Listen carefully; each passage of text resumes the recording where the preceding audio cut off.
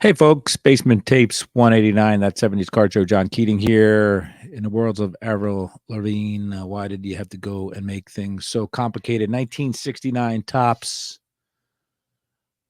4-in-1 inserts for the football cards. Why complicated, you say? Because Beckett and TCDB list these as three different types of collections. There's your tops 4-in-1 inserts.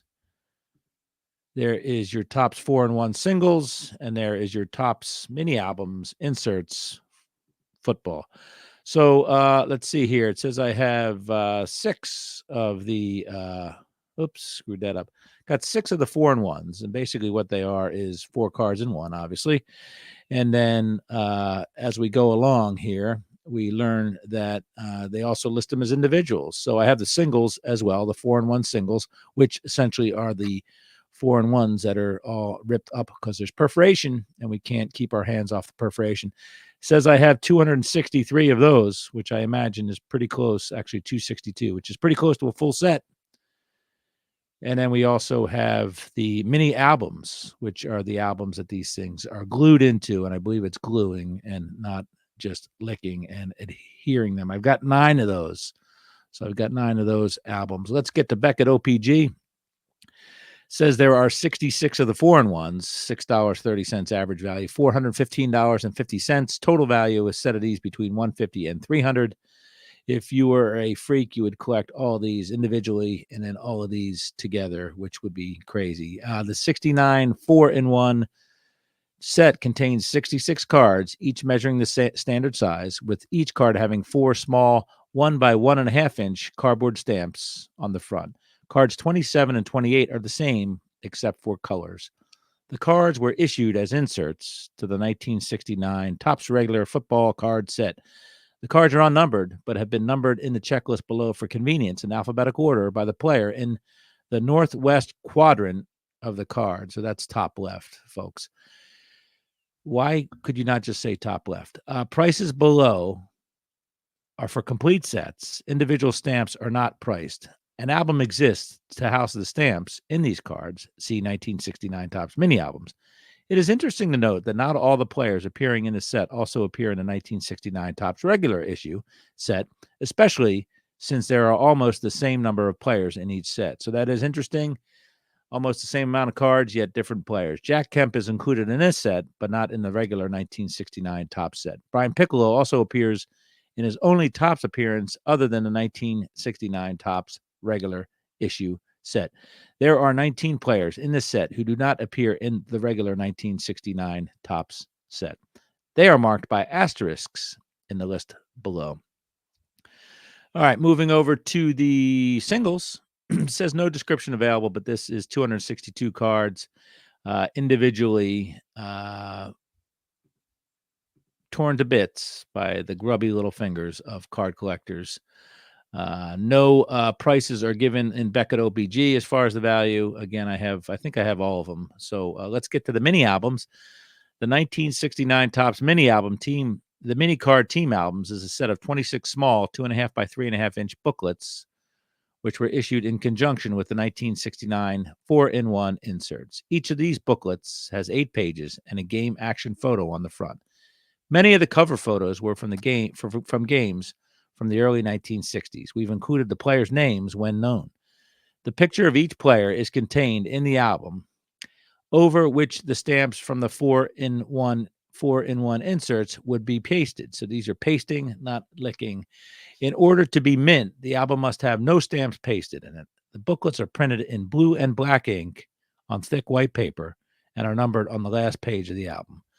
The card numbering corresponds, they spelled that wrong, to an alphabetical listing by team name within each league. Somebody was drinking their Coors beer when they spelled corresponds. 26 of these albums, $3.85 each, $100 total value, $37.50 to $75 for a complete set of the albums. It says they need to be blank to be considered mint. So let's go to TCDB. We'll look at the 4-in-1s first. Let's see here. The checklist, the teams. The teams are the usuals. The Falcons, Colts, Patriots, Bills, Bears, Bengals, Browns, Cowboys, Broncos, Lions, Packers, Oilers, Chiefs, Rams, Dolphins, Vikings, Saints, Giants, Jets, Raiders, Eagles, Steelers, Chargers, 49ers, Cardinals, and the Redskins. Hall of Famers in here are, there's a lot of them, 33 recorded versions. Of course, it's not that hard when you have 4 players on a card. You're bound to hit a Hall of Famer in there somewhere. Rookies, not gonna touch that. Comments, no comments. Trivia, no trivia there attached. So again, inserted into regular packs.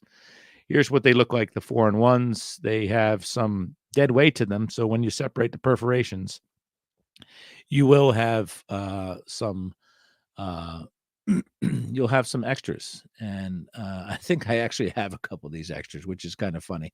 Gale Sayers on the first one. Of course, the Northwest Quadrant, Grady Alderman leads us off there. So anyway, you get to get 4 players in one, and then you get to rip them up, and then eventually you will grab some paste, eat some paste, and perhaps use the paste to paste these into the booklets as well. So beautiful little insert there. Let's get over to the 4-in-1s, singles.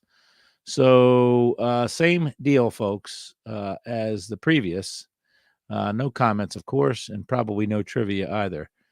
Although there is trivia, but that's related to the 1969 regular set. So here's what they look like when you take them out, and you can see that they are now liberated from their the bonds of being with 3 other players on the card.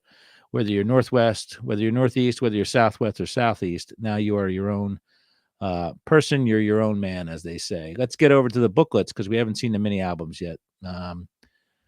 Here is the mini albums, and again, we see players in action from the early 60s. Johnny U is on the Baltimore one.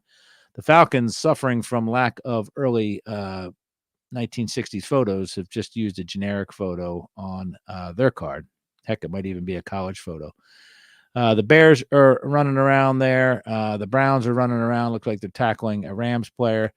Cowboys are in there. I don't see any Cowboys. Lions also have a Rams player. Bart Starr is on the Packers album. Not sure who's on the Rams album. Not sure who's on the Vikings album. Not sure who's on the Saints album, but he sure does look like a Minnesota Viking. Giants is all sorts of things happening there. Philadelphia Eagles has somebody. I don't know who the heck that is on there. Anyway, Top's just kind of winging it there. New York Giants player on top of a 49ers album, and so on and so on. So there's the albums. They go by, looks like they go by conference, NFL, followed by the AFL. I'm not sure. I'm sure they were conferences by this point. Dolphins, etc.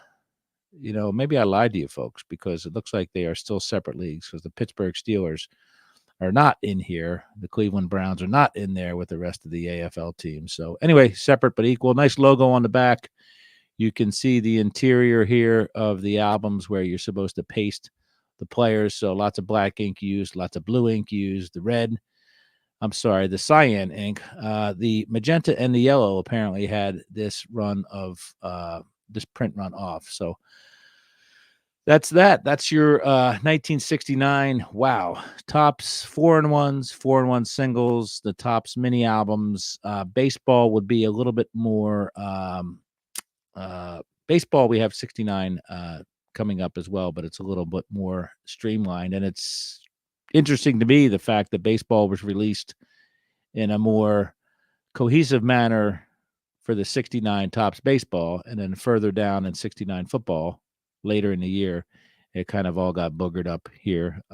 So maybe they learned some lessons, expensive lessons, from the 69 Tops baseball stamps that they call them. So anyway, 1969, 4-in-1 inserts, whether it's an album, whether it's singles, or whether it's the 4-in-1 cards for the football fan in your life. Basement Tapes 189. 9.